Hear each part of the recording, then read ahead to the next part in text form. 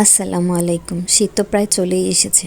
শীতে হাঁসের মাংস রান্না হয় না এমন বাড়ি খুব কমই আছে। আমাদের বাসাও ঠিক তার ব্যতিক্রম না। আমাদের বাসায় হাঁসের মাংস সবাই খুব পছন্দ করে, তাই প্রত্যেক শীতেই আমাদের বাসায় হাঁসের মাংস রান্না করা হয়। এবারও ঠিক তাই।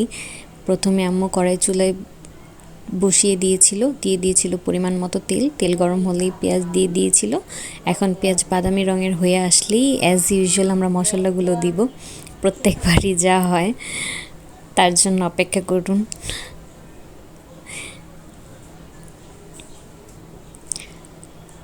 হাঁসের মাংস আমাদের বাসার সবারই খুব পছন্দের। এখন পেঁয়াজটা বাদামি রঙের হয়ে আসলেই আম্মু দিয়ে দিল সামান্য পানি, যাতে মশলাগুলো পুড়ে না যায়। এখন দিয়ে দিল পরিমাণ মতো আদা রসুন বাটা, পরিমাণ মতো লবণ, মরিচের গুঁড়া, হলুদ গুঁড়া। এগুলো যে যার যার পরিমাণ মতো দিবেন, এই জন্য আমি কোনো চামচ বা কতটুকু পরিমাণ তা উল্লেখ করিনি। দিয়ে দিয়েছিল গরম মশলা বাটা, জিরা বাটা, আর আস্ত গোটা গরম মশলাও দিয়েছিল কিছু। এখন নাড়াচাড়া করে নিচ্ছে, মশলাটা কষায় আসার অপেক্ষা করবে। এই পর্যায়ে আম্মু দিয়ে দিল টক দই।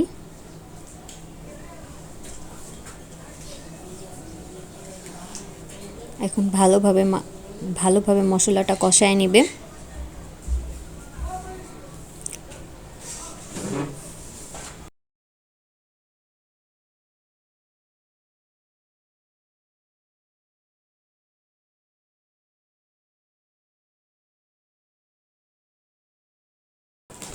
নাড়াচাড়া করতে করতে মশলাটা এখন কষে আসছে। এখন দিয়ে দিব মাংসগুলো দিয়ে ভালোভাবে মশলার সাথে মিশিয়ে নিব।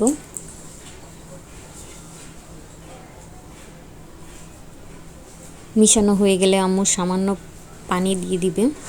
কষানোর জন্য এই পানিটা দেওয়া হয়েছে, ঝোলের জন্য না। ঝোলের পানিটা পরে দেওয়া হবে কষানোর পর। এখন কিছুক্ষণের জন্য ঢেকে দিবে। বলক আসার পর ঢাকনাটা তুলে আবারও কিছুক্ষণের জন্য নাড়াচাড়া করে নিবে। হাঁসের মাংস গলতে একটু সময় লাগে, এটা আমরা সবাই জানি।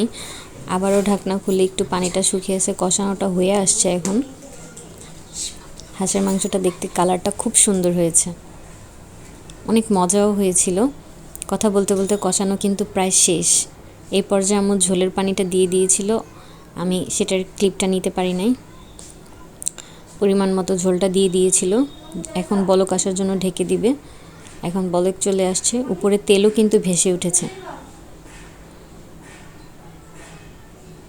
এখন ঝোলটা শুকিয়ে আসা পর্যন্ত অপেক্ষা করতে হবে, তাহলে আমাদের হাঁসের মাংসটা রেডি।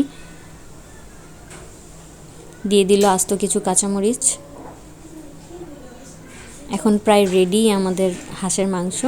এখন পরিবেশন করে খাওয়ার পালা। আমরা অনেক মজা করে খেয়েছি পরোটা দিয়ে। আপনারাও চাইলে ট্রাই করতে পারেন। আজ এই পর্যন্তই। আল্লাহ হাফেজ।